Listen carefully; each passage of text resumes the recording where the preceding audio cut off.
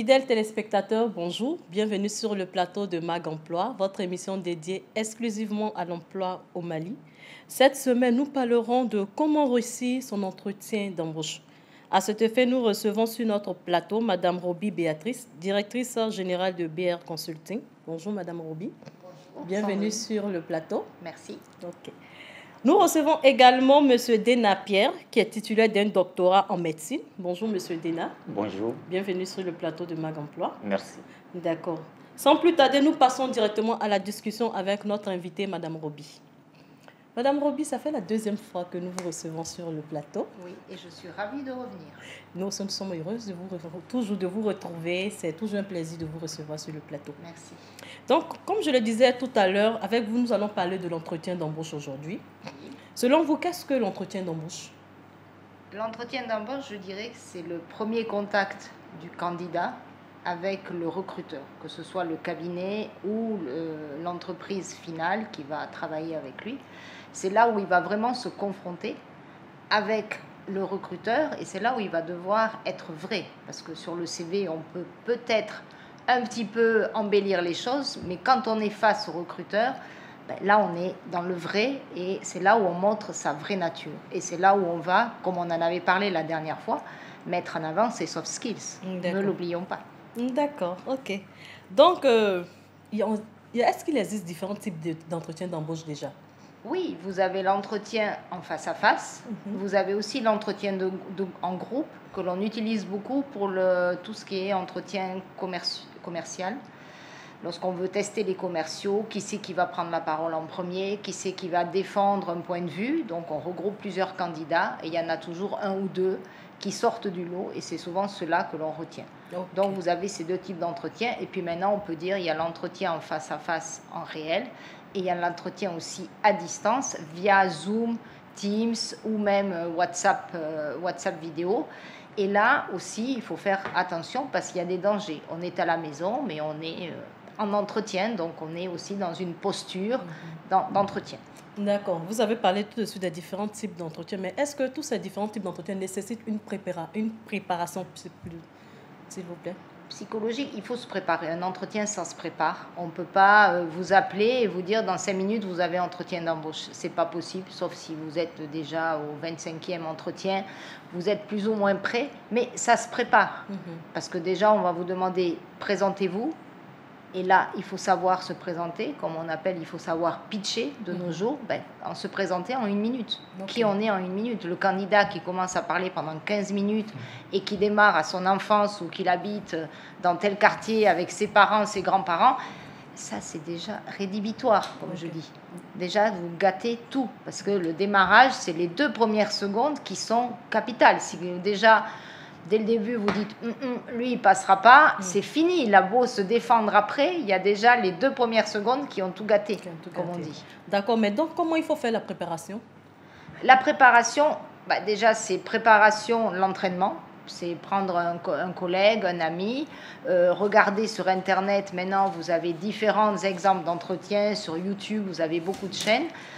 Savoir faire son pitch aussi, travailler son pitch. Travailler aussi qu'est-ce qui est important pour telle entreprise. Je postule pour un poste de comptable en industrie. J'ai eu une expérience en comptabilité sur un site industriel. C'est là où qu'est-ce que j'ai fait de bien, qu'est-ce que j'ai mal fait au début mais que j'ai réussi après. Et c'est ça que je vais mettre en avant. Parce qu'il faut avoir une attitude toujours positive en entretien. Il faut montrer son côté positif. Il ne faut pas dire j'ai chômé 3 ans, j'ai pas réussi. Bien sûr, ça fait partie de votre vie, mais c'est pas ça qu'il faut mettre en avant. Donc comment le mettre en avant? Et puis bien entendu, s'entraîner à parler devant un inconnu. N'oubliez pas, c'est quand même un entretien, c'est de la communication, donc il faut savoir parler. Voilà. Comment un candidat peut-il convaincre le recruteur lors de l'entretien d'embauche? En étant lui-même, en étant convaincant, en sachant se vendre, parce que l'entretien d'embauche, c'est se vendre. Je viens voir quelqu'un pour me vendre, pour pouvoir après être acheté, entre guillemets, bon, j'aime pas le mot acheter, mais c'est un peu ça. Vous venez vous vendre pour un poste, pour montrer que vous avez les compétences pour remplir cette tâche et que l'employeur qui va vous payer va avoir un retour sur investissement. N'oubliez pas, quand on embauche quelqu'un dans une entreprise, c'est un investissement, c'est du capital humain. Le mot capital veut bien dire ce que ça veut dire. Quand on embauche quelqu'un, on investit. Et donc, si on investit, on veut un retour sur investissement. Okay. Vous, on vous a embauché ici pour faire des émissions télé. Vous faites l'émission télé, ça a du succès. Donc, votre employeur a un retour sur investissement parce que vous faites le travail et l'émission, vous la faites bien. Donc, ça plaît, donc ça a du succès. Il y a un retour. Okay. Donc, l'employeur est content. Donc, quand il vous embauche, c'est pour avoir quelque chose. C'est pour que vous fassiez quelque chose, que vous amenez une amélioration dans l'entreprise. Donc, vous vous vendez le jour de l'entretien. D'accord. Ok, il y a aussi un sujet qui intéresse particulièrement beaucoup de chercheurs d'emploi. Ils prennent le cas où, quand ils vont faire l'entretien d'embauche et que peut-être ils sont retenus, ils aimeraient savoir qui doit aborder le sujet du salaire, qui doit l'aborder en premier lieu. Alors, souvent, c'est le recruteur qui l'aborde et qui dit... à votre avis, combien demandez-vous? Quelles sont vos prétentions salariales? Alors, je déteste la réponse. Je me conformerai à la grille de l'entreprise. Si la grille de l'entreprise est à 10 000 francs, j'exagère peut-être, mais est-ce que vous allez accepter le poste? Donc, vous n'allez pas vous conformer à la grille si la grille ne vous convainc pas. Le salaire, c'est ce que vous valez vous et ce que vous croyez intrinsèquement valoir. Et c'est ça qu'il faut que vous défendiez. J'ai fait telles études, j'ai eu telles expériences, j'ai eu tel succès dans mon travail. Donc aujourd'hui, personnellement, je sais que je vaux tant. Et je garde ça en mémoire et c'est mon objectif. Entre le candidat qui demande 500 000 et après on lui dit 100 000 et il dit oui, mais je suis désolée, vous vous dévalorisez tellement que le chef d'entreprise n'a aucune considération pour vous. Il se dit, lui, il vaut 500 000, je l'ai attrapé à 100 000, moi j'ai gagné. Le chef d'entreprise n'a rien gagné parce qu'il a embauché quelqu'un qui ne va avoir aucune motivation, puisqu'il aura quand même 5 fois moins que ce qu'il voulait. Et le candidat se fait malmener et d'une certaine façon perd totalement confiance en lui. Et après, ça va le poursuivre pour la suite de sa carrière. Donc, essayez de réfléchir à ce que vous valez. Alors, bien entendu, quand un candidat sorti d'université qui n'a jamais travaillé commence à me dire 500 ou 600 000, bon, là, il faut quand même le remettre dans le droit chemin, si on peut parler comme ça. Donc, essayez de voir aussi le marché de l'emploi, d'étudier, et aussi, vous avez votre valeur, combien vous valez vous et vous pensez valoir. Ça montre aussi toute la confiance que vous avez en vous, et aussi, voilà, ce que vous voulez, vos objectifs, et vous allez les défendre jusqu'au bout. Donc le salaire, le candidat peut en parler peut-être au deuxième ou au troisième entretien. Souvent au premier, c'est un peu délicat, notamment avec les cabinets de recrutement où nous, on n'est pas du tout décisionnaire et on n'a souvent pas du tout les grilles de notre client. On a une fourchette, mais on n'a pas la grille, donc c'est pas forcément avec nous qu'il faut en parler. Mais après, si vous allez voir l'entreprise, peut-être au deuxième entretien, vous pouvez en parler. Ok, d'accord. Donc, quelles sont réellement des astuces qu'un candidat doit utiliser pour mieux négocier lors de l'entretien par rapport à son salaire?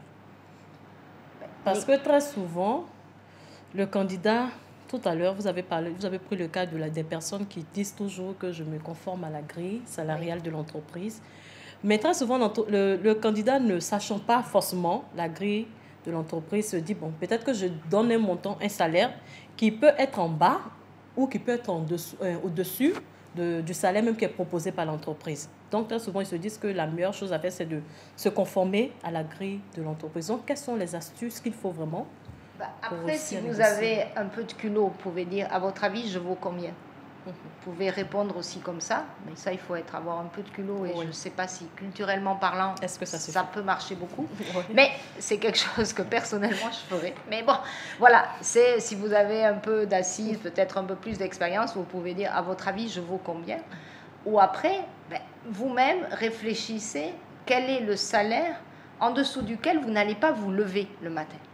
Vous avez un peu le rhume, un peu mal à la tête, la veille, le dimanche soir, vous rentrez de 3 ou 4 mariages, fatigué le lundi matin. Patron, j'ai mal à la tête, je ne viens pas. Parce que le salaire souvent bloque et vous vous dites, je suis payé que ça, je ne vais pas non plus me fatiguer. Donc réfléchissez vous-même, quel est le salaire en dessous duquel ben, vous n'allez pas être motivé, pas donner satisfaction, pas vraiment vous investir. Donc ça, c'est votre plancher. C'est-à-dire, si on vous propose 10 000 ou 20 000, c'est sûr, vous n'allez pas y aller parce que vous n'allez jamais vous lever, vous allez vous lever en contre-cœur. Si vous avez certaines expériences valorisantes, bien, par rapport au marché, ben, vous avez un salaire plancher. En dessous de 200 000, 300 000, 400 000, je n'irai pas. Même si ça fait 6 mois que j'attends un job, je connais ma valeur, je sais ce que je vaux et je garde mon objectif. Je n'arrête pas de dire ça. Gardez tous votre objectif en tête et continuez sur cette voie-là. Il y a tellement de candidats qui s'éparpillent partout. Je fais de la finance, mais après je postule au cabinet BR Consulting pour faire des ressources humaines. Mais non, soyez crédibles. Vous avez tel diplôme, vous avez telle vision de là où vous voulez aller, vos objectifs, gardez cette ligne. Et ça va payer. Ça mettra peut-être un peu de temps, mais ça va payer. Ok, d'accord. Bon, comme toute chose, je pense qu'il y a des erreurs qu'il ne faut pas faire. Donc, quelles sont les erreurs que les candidats ne doivent pas faire, par exemple, lors de l'entretien d'embauche? Arriver en retard.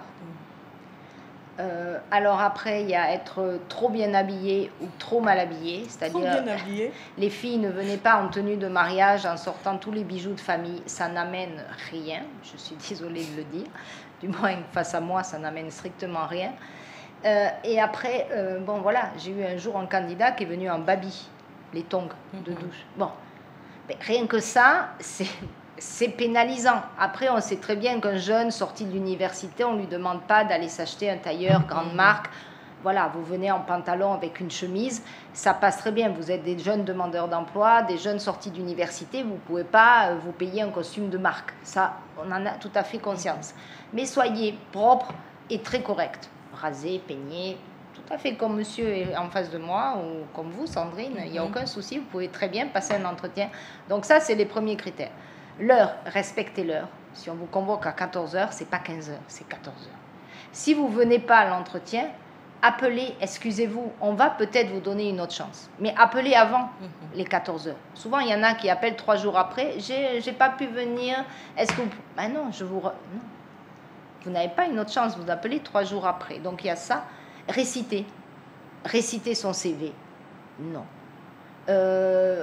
Démarrer, je me présente, je démarre, je suis née en telle année, dans telle ville, j'habite dans tel quartier de Bamako. Est-ce que ça, on a besoin de savoir? Ça n'a pas d'importance. C'est qui vous êtes aujourd'hui et pourquoi vous êtes là. Et après, bien montrer sa personnalité. Quelqu'un qui est couché comme ça, qui ne sait pas parler, qui ne vous regarde pas en face, ça c'est pénalisant aussi. Il y a tout ça qui va bloquer. Okay. Après, ne pas avoir fait des recherches sur l'entreprise. Dernièrement, j'ai reçu quelqu'un pour le cabinet. Je lui ai dit, ben, vous êtes allé sur notre site? Il m'a dit non. Ben, je dis, comment voulez-vous venir travailler chez moi si ça ne vous intéresse même pas, vous n'avez même pas la curiosité d'aller sur le site? Donc, je lui ai dit, je ne vous recrute pas. Je lui ai dit, cache. Je lui ai dit, non, vous n'avez pas envie d'être là. Donc, ce n'est pas la peine. Donc, là aussi, montrez que vous avez envie, cherchez, soyez curieux. C'est ce que je dis à tous mes candidats, soyez curieux. Puis, ne mentez pas. Ah, moi, j'adore la lecture. Très bien. Quel est le dernier livre que vous avez lu? Oh, c'était il y a 1 an et demi. Ah oui, vous aimez la lecture et il y a 1 an et demi que vous n'avez pas lu. Ben non, ça, du coup... Après, le recruteur, il dit, mais s'il me ment là-dessus, est-ce qu'il ne me ment pas sur le reste? Okay. Et ne vous valorisez pas trop, même si c'est important de donner une image positive de vous-même, ne vous valorisez pas trop. Ne dites pas, j'ai organisé ça, c'est moi qui ai créé ça, c'est moi qui ai fait ça. N'oubliez pas, on prend des références, on appelle l'entreprise. Qu'est-ce qu'il a fait, qu'est-ce qu'il n'a pas fait? Alors il va nous dire, bah si, il m'a aidé à organiser. Ah mais c'est pas lui qui a organisé. Ah mais non, pas du tout, il m'a aidé, il a porté les cartons. Voilà, donc soyez aussi honnête. Et c'est par l'honnêteté, en montrant réellement qui vous êtes, que vous allez réussir. C'est ça qu'on cherche. D'accord, je pense que les candidats ont bien pris note des différentes réponses de Mme Béatrice. Ok, Mme Béatrice, il y a aussi des questions pièges qui reviennent très souvent. Il y a des candidats qui disent qu'il y a des questions qui sont quand même jugées comme des questions pièges. Comment un candidat doit-il agir face à ces questions pièges-là? Alors, Déjà, je n'aime pas les questions pièges. Personnellement, je n'en pose pas parce qu'on n'est pas là non plus pour piéger les gens. On est là pour les connaître et pour savoir s'ils vont répondre à un besoin. Donc, on ne doit pas piéger un candidat. Ce n'est pas parce que je vais vous piéger que vous n'êtes pas bon. Et ce n'est pas parce que vous allez réussir au piège que je vous tends que vous êtes bon. Ça n'a personnellement... l'objectif d'un entretien, c'est pas ça. C'est vraiment vous connaître, tester, voir votre personnalité, votre comportement et voir si vous allez pouvoir répondre aux besoins de l'entreprise, vous adapter à la culture de l'entreprise. C'est ça qu'on cherche. Donc, personnellement, les questions pièges, je n'en pose pas.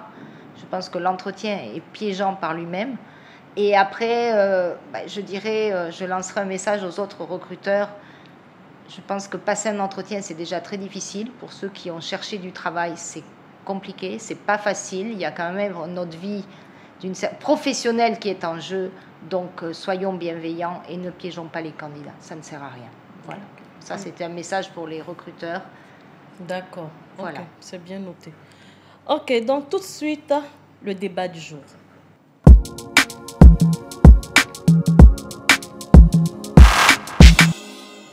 Ok, Monsieur Dena, bonjour. Bonjour. Vous allez bien? Oui, ça va. D'accord. Est-ce que vous pouvez vous présenter, s'il vous plaît? Oui, merci. Je suis Pierre Dena. Je suis docteur en médecine, médecin généraliste de formation. Ok. Merci. Ok. Est-ce que vous avez déjà participé à un entretien d'embauche? Si oui, c'était quel type d'entretien? Oui, effectivement, j'ai participé à un entretien d'embauche il y a de cela quelques mois. Okay. C'était un entretien d'embauche pour une clinique privée hors du pays, au Gabon, à Libreville. Ok, donc l'entretien s'est fait... Donc l'entretien s'est fait... À distance? Non, en présentiel. En présentiel, oui, au Mali, ici à Bamako. Ah, d'accord. Ok. Est-ce que vous avez fait une préparation en amont avant d'aller à l'entretien? Bien évidemment. Est-ce que vous pouvez me donner un peu les détails de comment vous avez fait votre préparation, par exemple? Oui, comme Madame Roby a eu à les signaler, j'ai fait un tour sur YouTube, sur les différents réseaux sociaux, en posant des questions comment réussir un entretien d'embauche. Voilà, j'ai essayé également de voir cette procédure, d'essayer d'éviter, comme vous l'avez dit, vous l'avez si bien dit, certains pièges, voilà, auxquels on pourrait être confronté lors d'un entretien d'embauche. D'accord. Voilà. Ok. Est-ce que vous avez vécu des difficultés, vous-même particulièrement, lors de l'entretien? Oui, je le dirais, puisque au début, c'était d'abord mon premier entretien d'embauche. Donc franchement, au début, j'avais les tracs. Oui, j'avais les tracs, la gorge qui commençait, un peu la gorge sèche au début. Mais par la suite, je me suis retrouvé. Lorsque j'ai abordé, par la suite, je me suis retrouvé. Ok. Ouais, merci. D'accord. Est-ce que vous avez des questions pour Madame Roby? Oui, j'ai des questions pour Madame Roby. Allez-y. La première question est que, comme vous et moi, nous savons tous que tout commence par un, puisqu'en général, les entreprises, les ONG, ils demandent toujours les années d'expérience. Donc maintenant, la première question est comment convaincre un recruteur d'une ONG lors d'un entretien d'embauche sans pourtant n'avoir aucune expérience dans le domaine des ONG. Je vous dirais, l'expérience, il faut l'acquérir. Il faut faire des stages. Une ONG, comme je vous ai dit, c'est un investissement. Donc investir dans quelqu'un qui n'a jamais travaillé, c'est un gros pari. Et il y a des personnes, il y a des ONG qui vont peut-être prendre le risque et d'autres ne vont pas prendre le risque parce qu'on ne sait pas comment vous êtes dans le travail. Donc c'est pour ça, prenez tous les stages possibles, courez après les stages, de vrais stages formateurs, même si vous n'êtes pas payé, donc essayez de les trouver proches de chez vous pour limiter vos frais de carburant et tout ça. Mais faites des stages, même si c'est un mois, même si c'est 15 jours, ça vous donne une base de vous confronter au monde du travail, de vous confronter à des collègues plus âgés, plus jeunes, des supérieurs hiérarchiques, des collaborateurs. Il faut vous confronter au monde du travail. Donc, c'est un risque à prendre. Il y en a qui vont le prendre, il y en a qui ne vont pas le prendre. Et la plupart des ONG, vu les budgets serrés qu'elles ont, puisqu'il y a des bailleurs qui les financent, donc elles ne vont pas prendre un jeune sans expérience qui peut-être 2 mois après, il va falloir le changer, reformer, et elles ont un temps limité pour mener des programmes. Donc souvent, c'est des risques qu'elles ont du mal à prendre, Et ça peut se comprendre aussi. Donc, il faut à tout prix faire des stages, taper à toutes les portes, faites des stages. Je pense qu'il y a eu la période Covid qui a peut-être donné des opportunités, j'en sais rien, je ne suis pas du tout dans le domaine médical, mais peut-être qu'il y a eu des opportunités, il fallait les prendre, c'était peut-être gratuit, il n'y avait pas de salaire, mais c'est pas grave, vous démarrez, donc il faut savoir démarrer aussi et acquérir l'expérience. Quand on n'a pas d'expérience, on ne vaut pas grand-chose sur le marché du travail. La deuxième question. Bon, la deuxième question, c'est toujours par rapport après le recrutement dans une entreprise ou dans une ONG. Il y a en général toujours cette période d'essai qui peut aller de 3 mois ou 6 mois, si je pense bien. Donc, comment réussir cette période d'essai? Comment la réussir? Travaillez, battez-vous. Il faut travailler, il faut se donner les moyens de travailler aussi. C'est pour ça aussi, est-ce que vous êtes prêt à vous investir pour le salaire qu'on va vous donner? Est-ce que vous acceptez le poste parce qu'il vous plaît, parce qu'il vous motive, parce que vous savez que c'est ce qui vous plaît? Ou est-ce que vous le prenez parce que ça fait 4 mois que vous êtes au chômage? Prenez un poste pour les bonnes raisons. Et si vous le prenez pour les bonnes raisons, vous allez réussir. Parce que l'essai ou la suite, c'est la même chose. Donc, battez-vous, travaillez. Oui, la descente, c'est à 17h, mais restez jusqu'à 18h. L'heure sup, elle n'est peut-être pas payée, mais pendant cette heure-là, vous êtes en train d'apprendre. Vous êtes en train d'acquérir certains automatismes et vous allez montrer que vous savez faire les choses. L'entreprise a investi en vous. Donc, au bout des 3 mois, elle va se dire, j'ai embauché telle personne. Oui, j'ai ça qui est fait plus rapidement. Oui, j'ai ce dossier qui me vient plus facilement. J'ai cette analyse qui est faite. J'ai tel patient qui est soigné. J'ai 20 patients de plus qui sont soignés par semaine parce que j'ai embauché le docteur Dena, etc., etc. Donc, j'ai quelque chose de concret. Et donc, on va vous garder.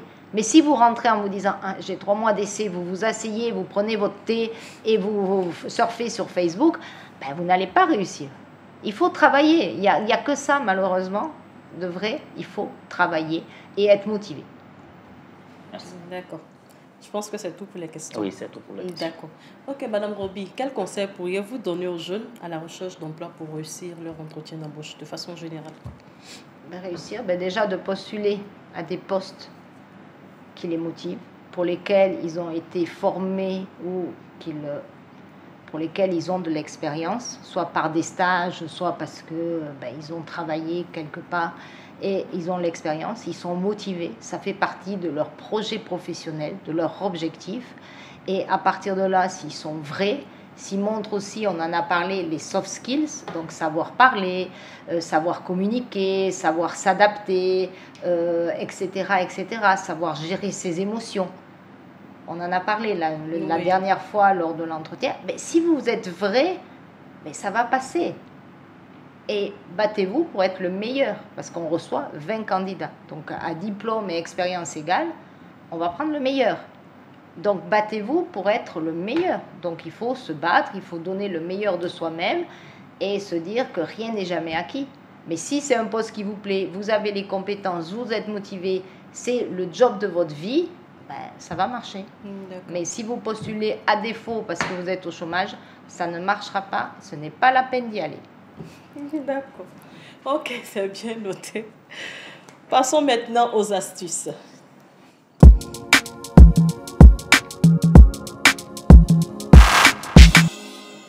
Ok, donc aujourd'hui, comme astuce, c'est qui mentionner comme référence sur votre CV. Déjà, il faut réfléchir surtout vos anciens employeurs et collègues, pardon. Donc, il faut prendre le temps de voir ceux qui sont, par exemple, qui peuvent vous aider, mais qui peuvent vous valoriser. C'est très important. Ce n'est pas tout le monde comme on met comme référence sur le CV. Il faut essayer de réfléchir sur les personnes avec lesquelles on travaillait directement, peut-être les personnes qui peuvent mieux témoigner du travail que vous avez abattu avec eux. Et ensuite, recenser les 3 meilleurs pouvant vous aider. Très souvent, on demande 3 références sur votre CV. Si ça va au-delà, vous pouvez toujours augmenter la liste des personnes à mettre comme référence. Maintenant, vous ciblez les meilleurs. C'est très important. Et prévenir les références retenues et s'assurer de leur disponibilité, c'est très important. Il y a des cas où, par exemple, tu mets la personne comme référence, mais on n'arrive jamais à joindre cette personne-là. Du coup, vous pouvez rater votre opportunité comme ça. Donc, il faut toujours être sûr que la personne est disponible, que le numéro de téléphone que vous avez mis marche très bien, l'email aussi est fonctionnel, pour vous donner encore plus de chance. Et indiquer les informations essentielles des références, comme je le disais tout de suite, c'est l'email, soit le numéro de téléphone ou autre, peut-être profil LinkedIn, Facebook, je ne sais pas. Mais vous pouvez mettre les informations qui sont vraiment essentielles de ces personnes-là. C'est ce dont la plupart du temps les employeurs ou les recruteurs ont besoin comme référence. Donc, c'était tout pour aujourd'hui, pour l'émission. Merci à Madame Roby, qui, comme je le disais, c'est la deuxième fois que nous la recevons. Nous vous remercions pour vos différentes réponses, les conseils que vous avez donnés à ces jeunes pour réussir leur entretien d'embauche. On espère encore vous revoir pour une troisième fois. Jamais 203, donc voilà. À très bientôt. D'accord. Merci également à M. Dena d'avoir fait le déplacement, d'être sur le plateau de Mag Emploi en tant que candidat aussi à la recherche d'emploi. Et on espère aussi que vous trouverez un emploi aussi très rapidement qui correspond à ce que vous recherchez. Merci à vous. Merci à vous de même. Merci. OK, donc on remercie aussi notre équipe technique, Augustin, Lamine, Youssouf et Vincent. Merci à vous pour le travail que vous faites toujours pour l'émission Mag Emploi. Nous remercions également nos chers téléspectateurs qui sont fidèles à nous. Merci de nous avoir suivis. Nous nous retrouverons la semaine prochaine sur Joliba TV News. D'ici là, portez-vous bien.